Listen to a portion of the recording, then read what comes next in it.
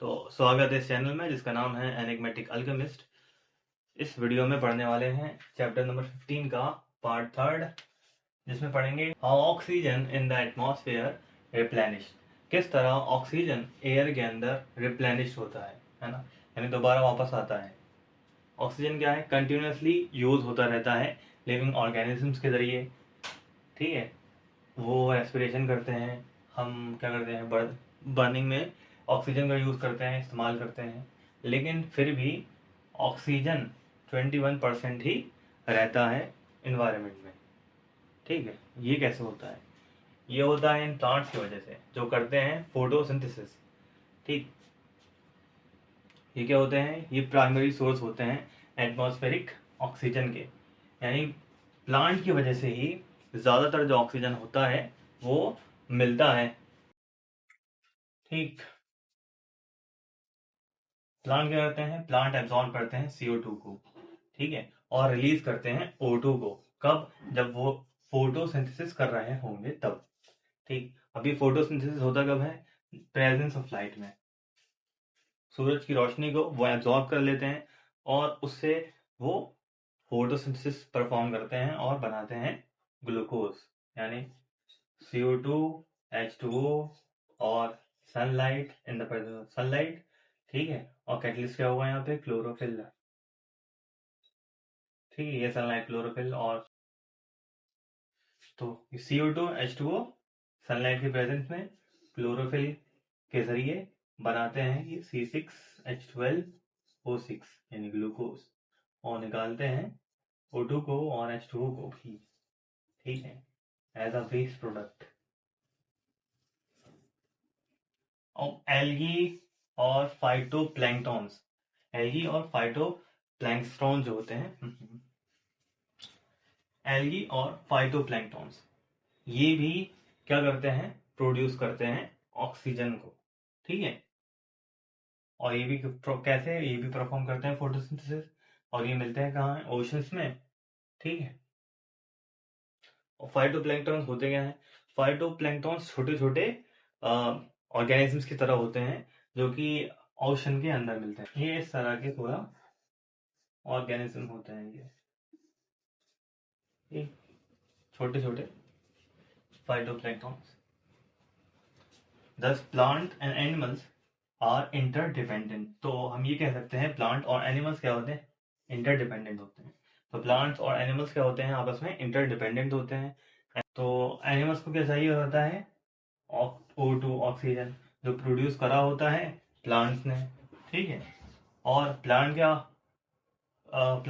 Use करते हैं CO2, जो कि रिलीज करा होता है एनिमल्स ने। तो इस तरह से हम ये कह सकते हैं ये एक दूसरे के ऊपर इंटरडिपेंडेंट है। प्लांट एनिमल के ऊपर डिपेंड है और एनिमल प्लांट के ऊपर डिपेंड है। तो अब मोर ट्रीज होंगे तो मोर फोटोसिंथेसिस होगा। अब जब फोटोसिंथेसिस ज्यादा होगा तो O2 भी ज्यादा प्रोड्यूस होगी, जिससे हमें क्लीनर एयर मिलेगी। ठीक है, साफ सुथरी एयर मिलेगी।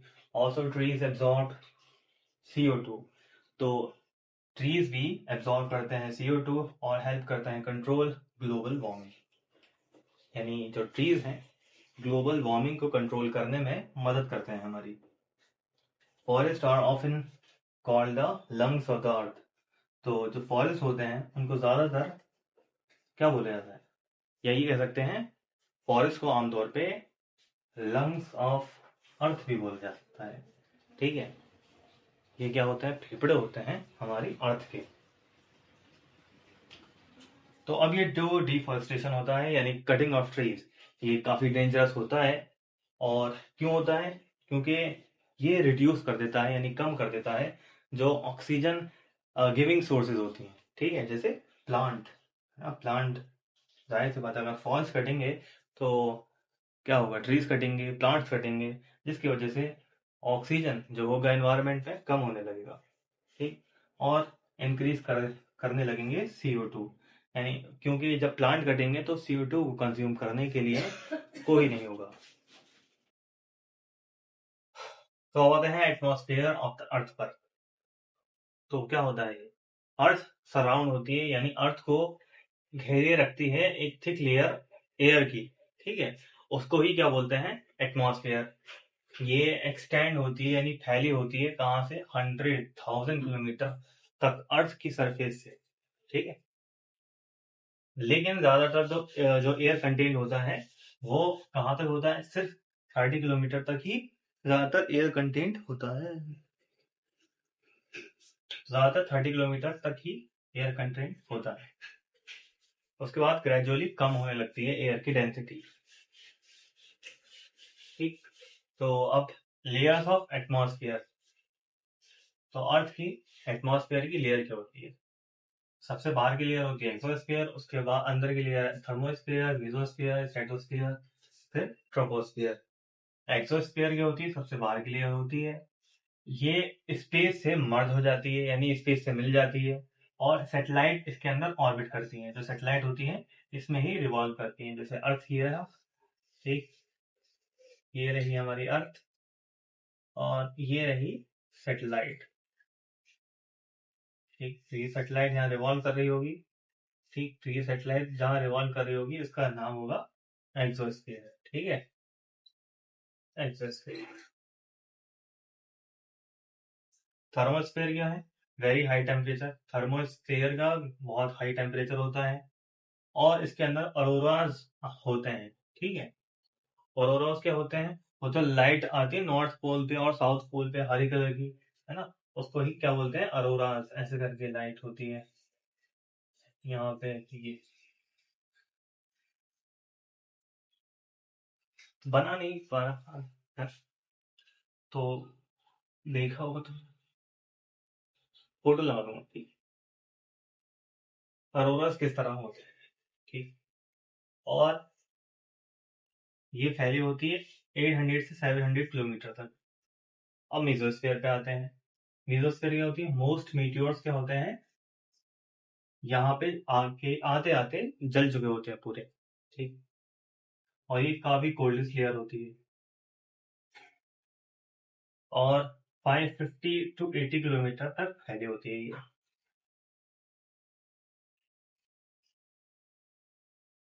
अब आते हैं स्ट्रेटोस्फीयर। तो स्ट्रेटोस्फीयर, स्ट्रेटोस्फीयर कंटेन करती है ओजोन, O3, जो कि ब्लॉक करती है हार्मफुल यूवी रेडिएशन को जो अर्थ से आ रही होती है, और ये 12 से 50 किलोमीटर तक फैली होती है।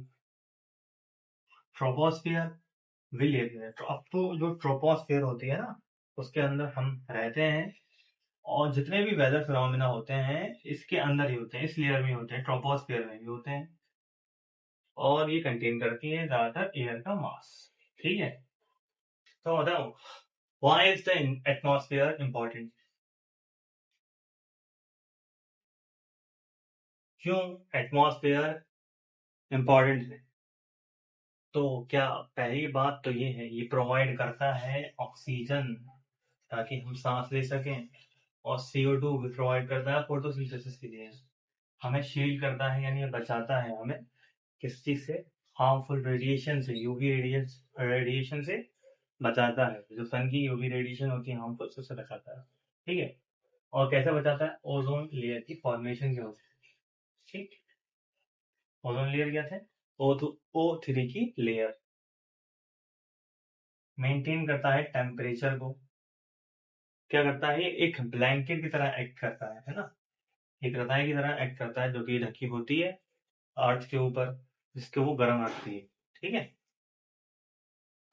नाइट में, और होने नहीं देती ज्यादा गर्म दिन के दौरान, ठीक है।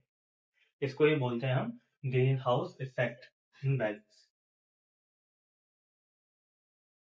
और ये करती है बर्न्स मीटियोर, यानी मीटियोर जो एटमॉस्फेयर के अंदर आने की कोशिश करते हैं, अर्थ पे गिरने की कोशिश करते हैं, उनको जला देती है, ठीक है। जो स्पेस रॉक्स होते हैं मीटियोर्स, उनको जला देती है, मेसोस्फीयर में ही जल जाते हैं, ठीक।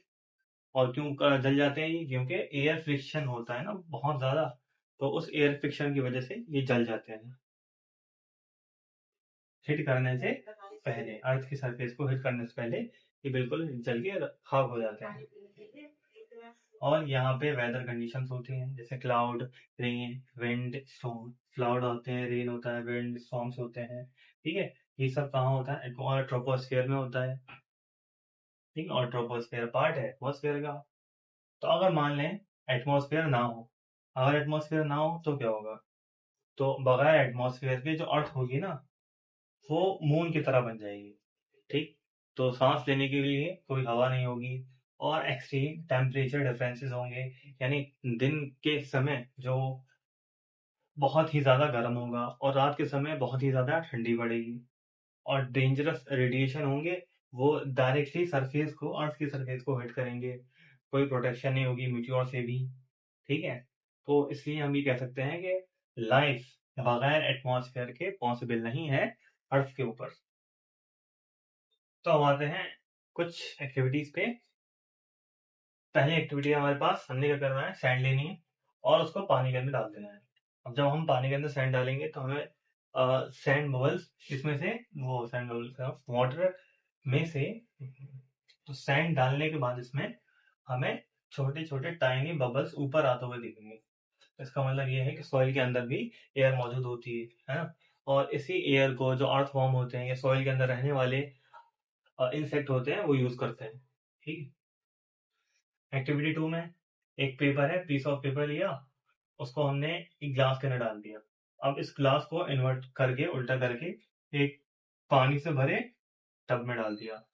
अब देखा हमने, डालने की कोशिश करी, कुछ करेंगे तो हम ये देखेंगे जो ये वाटर, ये जो हमने पेपर का पीस डाला था ना, इसको निकाल के वापस देखेंगे तो ये बिल्कुल ड्राई मिलेगा। ठीक है, बिल्कुल क्या मिलेगा? ये ड्राई मिलेगा, सूखा मिलेगा। क्यों? क्योंकि इतनी जो वॉल्यूम होगी वो एयर ने ऑक्यूपाई कर ली होगी। ठीक है, जिसकी वजह से ये गीला नहीं हो पाया होगा। इस एक्टिविटी से हमें पता चलेगा कि एयर के अंदर मास होता है, और वो क्या करती है? ऑक्यूपाई करती है वॉल्यूम। ठीक है, मेनली ये पता चलेगा कि एयर ऑक्यूपाई करती है वॉल्यूम। एक्टिविटी 3 में वही, पानी दिया, उसको बॉईल करा, हल्के हल्के बॉईल करा, बिल्कुल नहीं करा, है ना, एकदम खोया नहीं। तो अब बॉईल करेंगे तो हल्के से बबल हमको उठते हुए इसमें से दिखेंगे।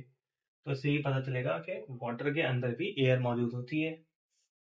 उसी एयर को जो फिशेस या दूसरे वाटर में रहने वाले ऑर्गेनिज्म हैं यूज करते हैं अपनी ऑक्सीजन की रिक्वायरमेंट को पूरी करने के लिए। ठीक है, अब एक्टिविटी फॉर्म में 4 के अंदर हमने पेपर के सामने पंखा लगा के देखा, तो वो जो पेपर है ना वो मूव करेगा। ठीक, तो इससे ये पता चलेगा कि बस विंड क्या होती है? विंड कुछ नहीं, बस मूविंग एयर है ना। क्या है ये? Moving air. Moving air is called wind. बस इतना। अब करते हैं क्विक रिवीजन। एयर, एयर क्या होती है? क्या होती है? एयर होती है हवा। ठीक, एयर क्या है? मिक्सचर ऑफ गैसेस है ना। क्या है? Mixture of gases, mixture of several gases, जैसे नाइट्रोजन, ऑक्सीजन, ठीक है, आर्गन, कीर्तन यानी नियॉन गैसेस, और CO2, H2O, वाटर वेपर। ठीक है, इन सबको मिला दो तो एयर बन जाती है हमारे पास। ठीक, और एटमॉस्फेयर क्या है? एटमॉस्फेयर, एटमॉस्फेयर है blanket of air surround the earth. ठीक, सराउंड द अर्थ। ठीक, एक ब्लैंकेट है एयर की जो कि सराउंड कर रही है पूरी अर्थ को। ठीक, इसके लेयर्स होती हैं, इसकी क्या होती है? लेयर्स होती हैं। लेयर्स जैसी एक्सोस्फेयर, एक्सोस्फेयर, और थर्मोस्फेयर, थर्मोस्फेयर, मीजोस्फेयर। ठीक, मीजोस्फेयर के बाद स्ट्रेटोस्फेयर, स्ट्रेटोस्फेयर, ट्रोपोस्फेयर। ठीक, तो ये सब थी, लेयर्स थी एटमॉस्फेयर की। एटमॉस्फेयर, एटमॉस्फेयर क्या था? ब्लैंकेट था एयर की जो सराउंड कर रहा था अर्थ को। क्या थी इसमें? ये इम्पोर्टेंट था हमारे लिए क्योंकि इसकी वजह से ही लाइफ सस्टेन हो पा रही थी। अगर ये नहीं होगा तो जो हमारी अर्थ की रेडिएशन, वो सन की रेडिएशन जो आ रही है हमें भून भून के रख देंगी, है ना। बहुत ज़्यादा गर्मी पड़ेगी दिन में, और रात में बहुत ज़्यादा एक्सट्रीम ठंड पड़ेगी, एक्सट्रीम वेदर कंडीशन होंगी। ठीक है, ये सब होंगी। रेस्पिरेशन क्या है? सांस लेना। ठीक है, सांस लेके हमने रेस्पिरेशन में क्या करते हैं, ऑक्सीजन का यूज करके फूड को तोड़ रहे हैं और एनर्जी लेते हैं। और फोटोसिंथेसिस के अंदर जो प्लांट होते हैं वो CO2 और H2O का इस्तेमाल करके बनाते हैं C6H12O6 यानी ग्लूकोज, और यही एनर्जी होती है। कंबशन के अंदर ऑक्सीजन का यूज करके जलाना, burning with the help of oxygen. ठीक है, वाटर वेपर क्या थे? ठीक, water in gas form, water in gaseous form, वही वाटर वेपर थे। और नाइट्रोजन फिक्सेशन, नाइट्रोजन फिक्स हो रही थी किसमें? नाइट्रोजन यानी NO2 NH3 इनकी फॉर्म में। ठीक है, जैसे N2 से NO2 और NO3 की फॉर्म में फिक्स हो रही थी नाइट्रोजन फिक्सेशन बैक्टीरिया की मदद से, जैसे राइजोबियम, है ना। Rhizobium bacteria. ट्रांसपिरेशन क्या था? जो प्लांट के अंदर से एक्स्ट्रा वाटर था उसका निकलना, transpiration. Condensation, water water vapour का दोबारा वाटर ड्रॉपलेट्स के अंदर चेंज होना। ठीक है, वाटर ड्रॉपलेट्स में चेंज होना वाटर वेपर का। एसिमिलेशन, प्लांट का कंज्यूम कर लेना इनको, N2 और NH3 को अपने अंदर ले लेना, वही एसिमिलेशन कहलाया जा रहा था। एसिमिलेशन उसे कह रहे थे जिसमें N2 और NH3 को प्लांट ले रहा था और इनसे प्रोटीन बना रहा था और ग्लूटामिक एसिड और तमाम तरह की चीजें। ठीक, डीनाइट्रिफिकेशन क्या था? डीनाइट्रिफिकेशन में ये N2 NH3 दोबारा कन्वर्ट किसमें हो जा रहे थे? N2 में। ठीक, उसको ही डीनाइट्रिफिकेशन बोल रहे थे। ठीक, तो इस चैप्टर में इतना ही, मिलते हैं फिर अगली वीडियो में। तब तक के लिए ख्याल रखें अपना और चैनल को सब्सक्राइब करें।